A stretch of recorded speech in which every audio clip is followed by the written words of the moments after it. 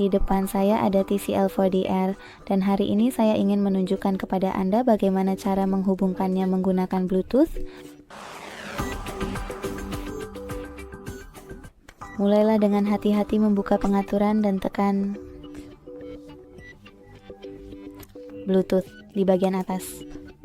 Sekarang Anda perlu menggunakan saklar ini untuk mengaktifkannya dan tekan tombol daya pada perangkat Anda untuk melihat semua yang tersedia.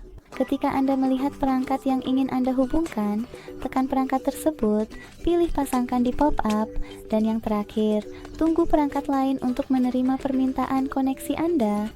Terima kasih banyak telah menonton. Jika Anda menikmati video ini, tinggalkan suka, komentar, dan berlangganan. Selamat tinggal.